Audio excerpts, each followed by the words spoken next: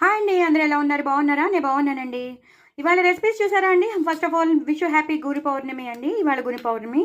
So నెయ్యి వేసుకుంటున్నాను. ముద్దపప్పు ఒక్కటే చేశాను, ఇంకేం చేయలేదు. దోసవకాయ ఉంది. దోసవకాయ అంటే నాకు చాలా ఇష్టం. మీకు నేను చాలాసార్లు చెప్పాను, దోసవకాయ ఉన్నన్నాళ్ళు దోసవకాయ తింటాను, అంత ఇష్టం నాకు. అలాగే ముద్దపప్పులో నంచుకుంటాను అనమాట. సో పులిహార చేశాను. ఆవబెట్టిన పులిహార చాలా చాలా బాగా చేస్తాను నేను. ఆవబెట్టిన పులిహార మాత్రం అద్దరిపోతుంది. చింతపండు రసంలో ఎలా ఉప్పు వేస్తామో అది బాగా మరిగేటప్పుడు ఉప్పు వేస్తాం.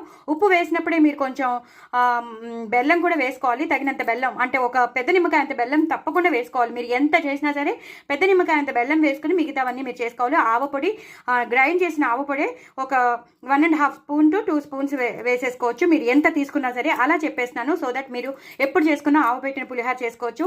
ఇలా చూసారు కదా, యాస్టీస్గా మిరపకాయలు వేసేసాను సో దట్ నేను కొరుక్కుని తినచ్చు అని. అలాగే ఎక్కువ పచ్చిమిరపకాయలు వేసాను, దీన్ని కూడా కొరుక్కుని తినచ్చు అని. అంత బాగుంటాయి పులిహారలోవి, పుల్లగా ఉంటాయి, చాలా చాలా బాగుంటాయి. కారం అనిపించవు. ఎక్కువ పచ్చిమిరపకాయలు వేసాను. అలాగే నువ్వుపప్పు, చక్కగా పల్లీలు ఎక్కువ వేసుకుని చేశాను. ఇంగు పోపు పెట్టుకున్నాను. చాలా టెంప్టింగ్గా ఉంది. నేను మాట్లాడుతుంటేనే మీకు తెలిసిపోతుంది కదా, అంత టెంప్టింగ్గా ఉంది. సో మీకు అందరికీ చూపించాలని నేను చూపిస్తున్నాను. సో ఇలా చక్కగా చేసేసుకోండి. ఆవబెట్టిన పులిహార చాలా చాలా బాగుంటుంది. నేను మీకు షేర్ చేశాను నా ప్రీవియస్ వీడియోస్లో, మీకు యూట్యూబ్ వీడియోస్లో మీకు తెలిసిపోతుంది. సో దట్ మీరు తప్పకుండా నా ఛానల్ని సబ్స్క్రైబ్ చేసుకుంటే మాత్రం మీకు బోల్డ్ అని పులిహారలు మీకు తెలిసిపోతాయి. మామిడికాయ పులిహార కానీ, చింతపండు పులిహార కానీ, ఆవబెట్టిన పులిహార కానీ అన్నీ మీకు తెలిసిపోతాయి. ఒక్కసారి నా ఛానల్ మాత్రం సబ్స్క్రైబ్ చేసుకోండి. సో దట్ మీకు అన్ని పులిహారలన్నీ వచ్చేస్తాయి, వీడియోస్ వచ్చేస్తాయి.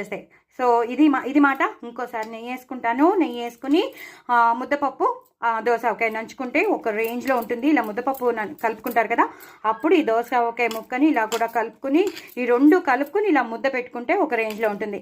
సో నా ఛానల్ మాత్రం సబ్స్క్రైబ్ చేసుకోవడం అసలు మర్చిపోద్దు. ఎంత టేస్టీ అయిన రెసిపీసో చూసారు కదా, మీ నోరు ఊరిపోతుంది కదా. తప్పకుండా ముద్దపప్పు చేసుకోండి, దోసకాయ నంచుకుని తినండి, అద్దరిపోతుంది, చాలా చాలా బాగుంటుంది. నా ఛానల్ మాత్రం సబ్స్క్రైబ్ చేసుకోవడం మర్చిపోద్దు. ఫస్ట్ చేసుకోండి, తర్వాత వీడియోస్ అన్నీ చూడండి. బాయ్ అండి.